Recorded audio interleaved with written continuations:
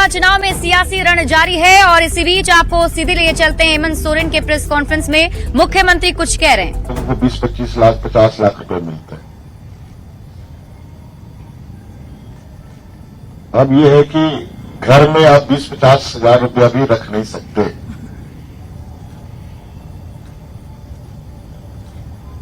ये स्थिति है। और जहां अरबों अरबों प्रकार के लोग निकल रहे हैं, उनका आप एक बाल नहीं बाका कर पाते। क्या होगा? काला धन वापस लाएंगे। मुख्यमंत्री जी, अभी आपने कहा कि काफी भाग दौड़ करना पड़ रहा है, मेहनत करना पड़ रहा है, क्या लग रहा है भाजपा से ज्यादा परेशानी हो सकती है? ये स्थिति है। और जहां अरबों अरबों प्रकार के लोग निकल रहे हैं, उनका आप एक बाल नहीं बाका कर पाते। क्या होगा?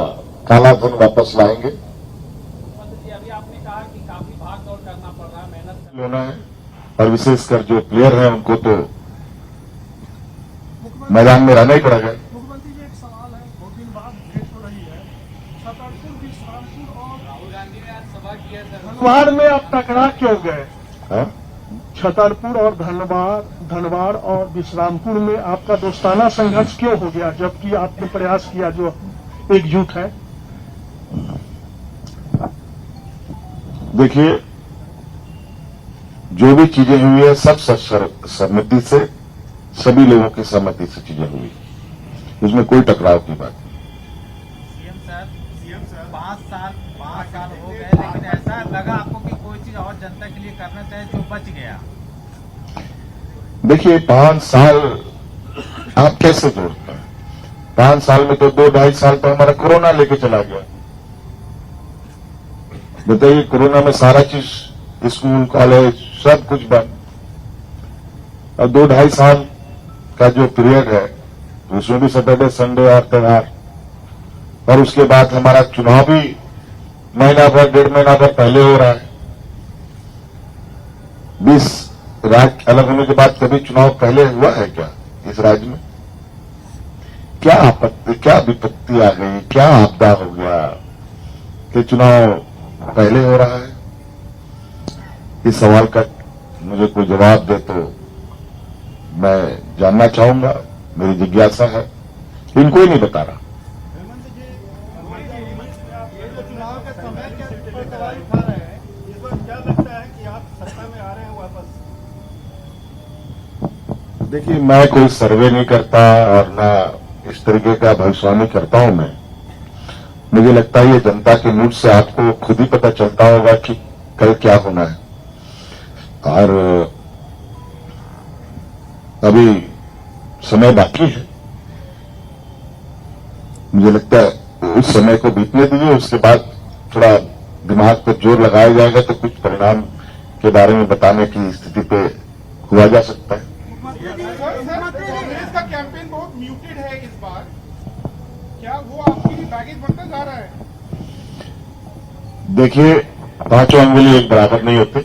सब अपने अपने क्षमता के अनुरूप अपना कार्य कर रहे हैं और बेहतर कर रहे हैं। मुख्यमंत्री जी, एक मुद्दा बार बार उठ रहा है, डेमोग्राफी का।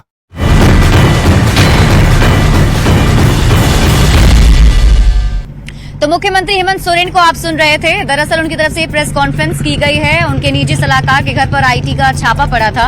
हालांकि हम इस बुलेटिन में आगे बढ़ते हैं और आपको बता दें कि झारखंड विधानसभा चुनाव के दौरान अब चुनावी जोर काफी जारी है और दोनों ही तरफ से चुनाव प्रचार किया जा रहा है। आज इसी कड़ी में केंद्रीय गृह मंत्री अमित शाह झारखंड आए थे। उन्होंने 2 जनसभाएं की और उसके बाद एक भव्य रोड शो भी किया। इस रोड शो के दौरान जमशेदपुर पश्चिमी और जमशेदपुर पूर्वी दोनों ही जगह से जो बीजेपी के उम्मीदवार हैं वो मौजूद रहे। जमशेदपुर पूर्वी से पूर्णिमा दास साहू और जमशेदपुर पश्चिमी से जेडीयू उम्मीदवार सरयू राय भी साथ रहे। रोड शो के दौरान न्यूज 18 से बातचीत में अमित शाह ने कहा कि पूरे झारखंड में बीजेपी के पक्ष में माहौल है। अमित शाह ने राहुल गांधी के बीजेपी पर बांटने की राजनीति के आरोपों का भी जवाब दिया और कहा कि रिजल्ट बता देगा कि कौन बांटने की राजनीति कर रहे हैं। अमित शाह ने यह भी कहा कि झारखंड में सरकार बनने के बाद पहला काम घुसपैठियों को रोकने और आदिवासियों की कब्जा की गई जमीन को वापस दिलाना होगा।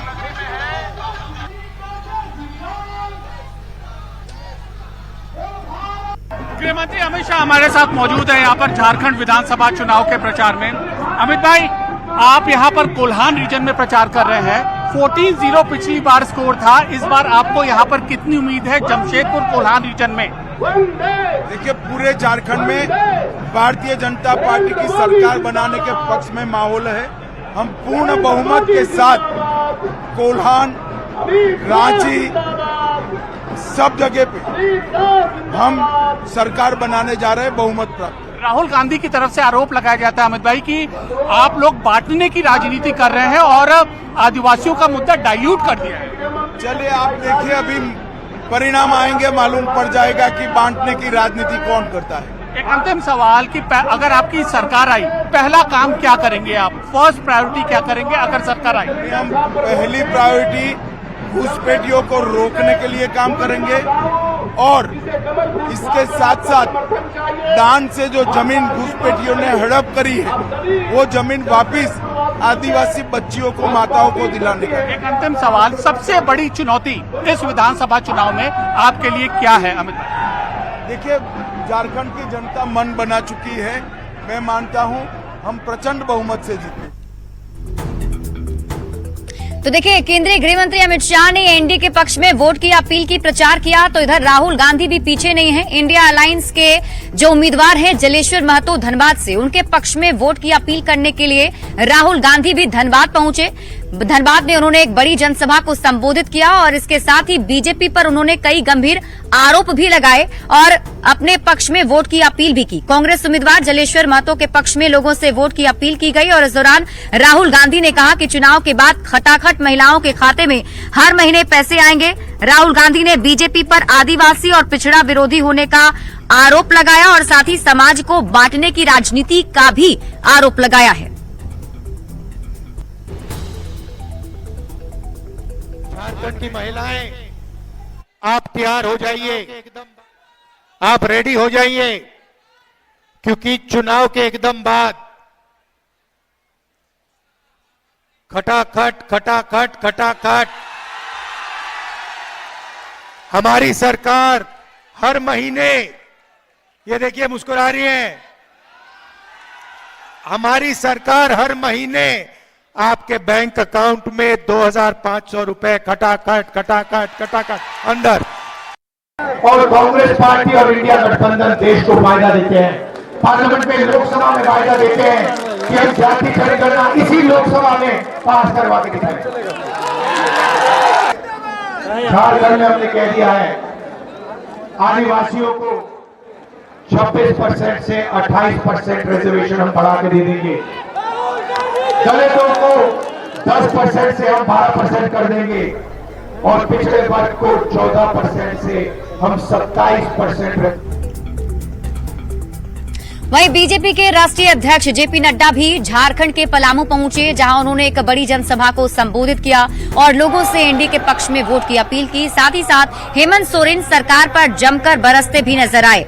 आपको बता दें कि रामचंद्र चंद्रवंशी के लिए वोट मांगने के लिए पलामू के विश्रामपुर बीजेपी के राष्ट्रीय अध्यक्ष जेपी नड्डा पहुंचे हुए थे। उन्होंने इस दौरान झारखंड में भ्रष्ट और चोरों का साथ देने वाली सरकार का आरोप भी लगाया। जेपी नड्डा ने घुसपैठ के मुद्दे पर भी जोरदार हमला किया है। सोरेन की सरकार ये घोटालेबाजों की सरकार नहीं। इन्होंने आपके साथ छल की, इन्होंने आपके साथ धोखा दी। दुख के साथ मुझे कहना पड़ता है कि ये चोरों का साथ देने वाली सरकार है। ये चोरों का साथ देने वाली सरकार है। आप बताइए, इनके ऑफिसर जेल में है कि नहीं है? यूपीए के सरकार या इंडिया अलायंस के सरकार के नेता या तो जेल में है या। तो देखिए, झारखंड के रण में बीजेपी के सभी वरिष्ठ नेता पहुंचे हुए हैं और ऐसे में रक्षा मंत्री राजनाथ सिंह भी खूंटी पहुंचे थे। उन्होंने भी बीजेपी के पक्ष में वोट की अपील की। उनकी तरफ से भी एक बड़ी जनसभा की गई थी, जिसमें लोगों को ये मैसेज देने की कोशिश की गई और साथ ही साथ राजनाथ सिंह ने हेमंत सरकार पर भ्रष्टाचार का आरोप लगाया और कहा कि इंडिया अलायंस की सरकार में राज्य में लूट मची है। राजनाथ सिंह ने एक बार फिर से जेएमएम मतलब जमकर मलाई मारो बताया है।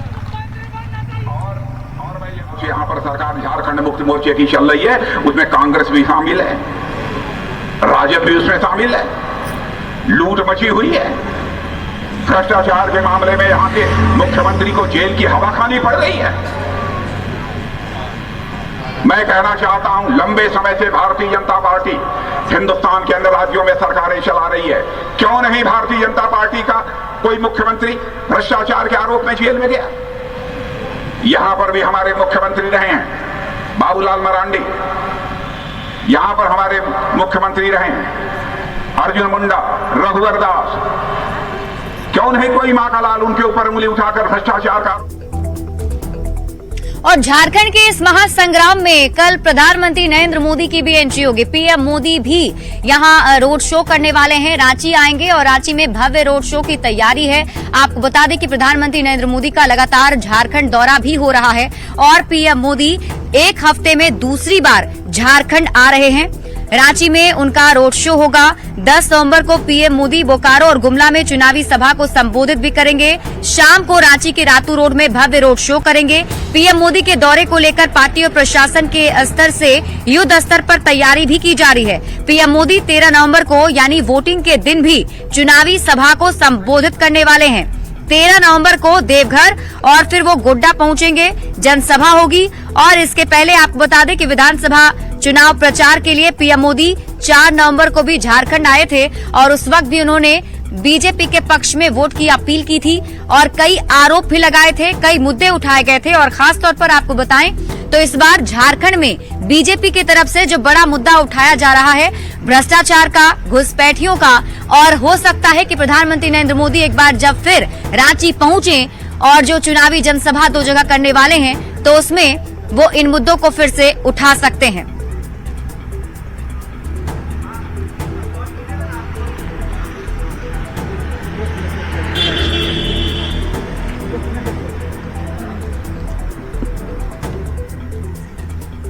नहीं राइट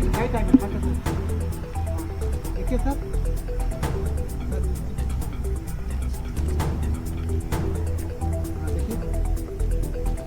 तो रांची में होने वाले रोड शो को लेकर तैयारियां भी जोर शोर से चल रही है। जब भी प्रधानमंत्री नरेंद्र मोदी झारखंड आते हैं तो बीजेपी के कार्यकर्ताओं का उत्साह भी दोगुना हो जाता है। और इसी कड़ी में आपको बता दें जो तैयारी चल रही है उसमें रांची के जो बीजेपी के सांसद हैं वो भी मौजूद रहेंगे। संजय सेठ ने सड़क पर उतरकर तैयारियों का जायजा लिया है और न्यूज 18 से खास बातचीत में संजय सेठ ने कहा कि पीएम के विशाल रोड शो को लेकर लोगों में उत्साह का माहौल है।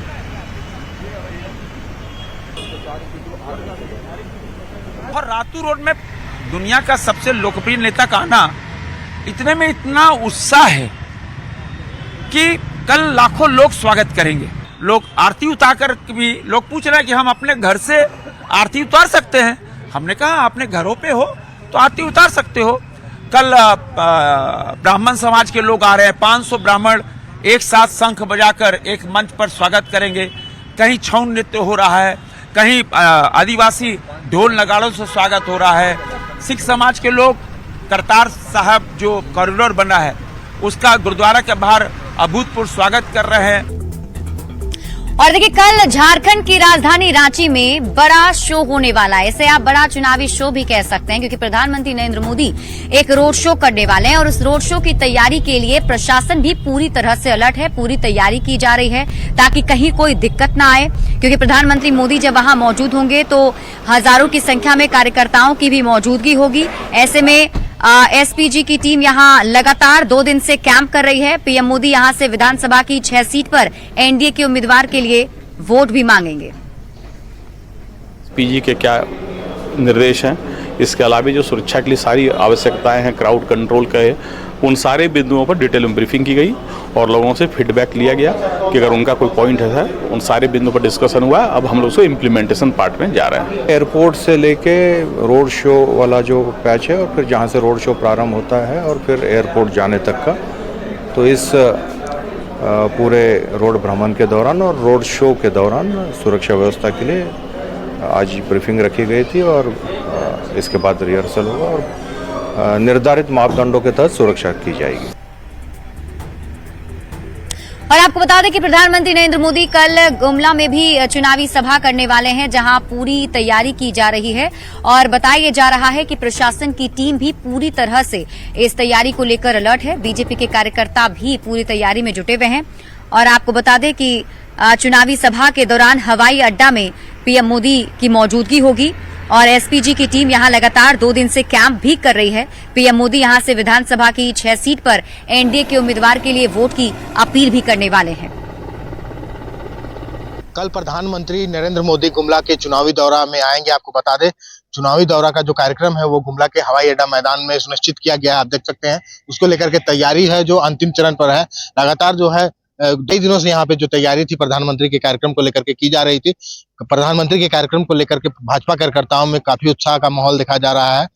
करीब लाखों लोगों की भीड़ जुटने की यहाँ पे संभावना जताई गई है। आप देख सकते हैं, हालांकि एसपीजी की टीम लगातार 2 दिनों से यहाँ पे पहुंची है और मॉनिटरिंग कर रही है। जितने भी कार्यक्रम स्थल है उसको अपने कब्जे में ले लिया है और लगातार वायुसेना का हेलीकॉप्टर यहाँ पे घूम रहा है और सुरक्षा व्यवस्था का जायजा ले रहा है। आप देख सकते हैं यहाँ पे आपको दिखाएंगे जो सेना के जवान, सुरक्षा बल के जवान भी यहाँ पे मुस्तैद नजर आ रहे हैं। लगातार जो प्रधानमंत्री के कार्यक्रम को लेकर के हाई अलर्ट जारी किया गया है गुमला में और पूरी जो तैयारी है वो जारी की गई है। प्रधानमंत्री कल यहाँ पे आएंगे और 6 विधानसभा के जो भाजपा प्रत्याशी है उनके पक्ष में चुनावी सभा को संबोधित करेंगे और यहाँ के जो वोटर हैं उनको साधने का प्रयास करेंगे। रुपेश कुमार भगत, न्यूज़ 18 गुमला।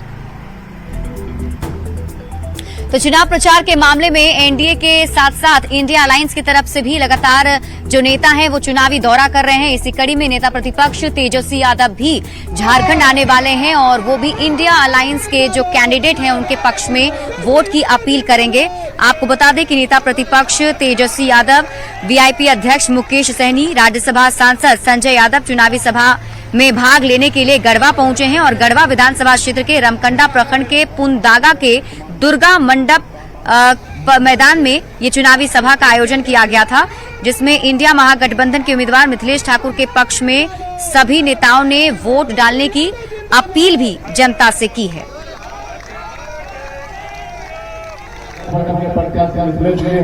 आप सभी मजबूती से इनको जिताने का काम कीजिए और झारखंड में मान सम्मान स्वाभिमान की लड़ाई आप लोग लड़ने का काम कीजिए। आज ये जो भाजपा वाला है ये कभी गरीब पिछड़ा दलित का हो नहीं सकता।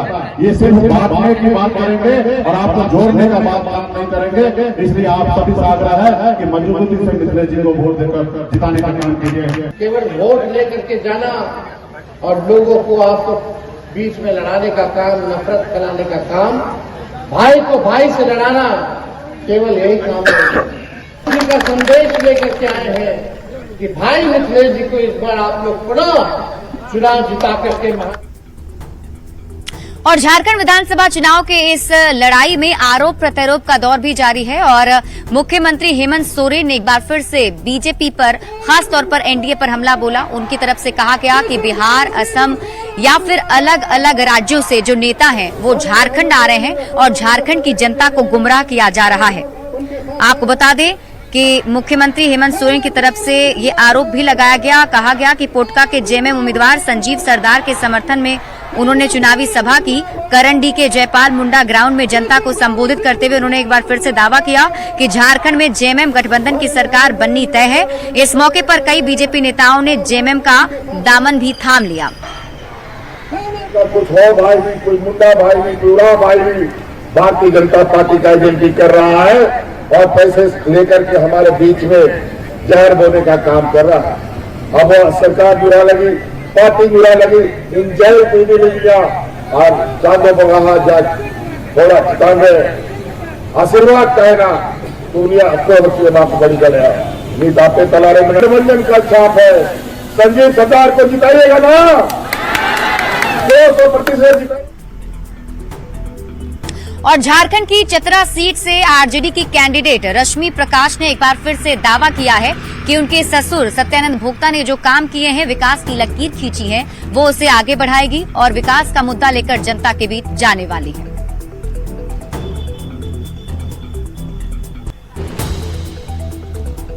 चुनावी बिगुल बज चुका है। इस वक्त हम चतरा विधानसभा क्षेत्र में हैं। चतरा विधानसभा में गठबंधन की ओर से रश्मि प्रकाश उम्मीदवार हैं, राजद की टिकट पर चुनाव लड़ रही हैं। लगातार इनका दौरा जारी है। इस वक्त हमारे साथ रश्मि प्रकाश है, पहली बार चुनावी मैदान में है। मैम, किस उम्मीद के साथ और किस विकास की उम्मीद को कर रहे हैं? जी देखिए, मैं इस क्षेत्र में विकास के मुद्दों के साथ आई हूँ। कोई बेफिजूल की बातें, किसी के निजी जीवन में कोई टिप्पणी नहीं। मैं विकास के मुद्दों पर आई हूँ, विकास के मुद्दों पर बात करती हूँ। क्षेत्र में कैसे विकास होगा, लोगों को कैसे रोजगार मिलेगा, कौन कैसे शिक्षा से जुड़ेंगे, बच्चे कैसे शिक्षा से जुड़ेंगे। और फिलहाल इस बुलेटिन में अभी के लिए बस इतना ही। आप देखते रहिए न्यूज़ 18 बिहार झारखंड।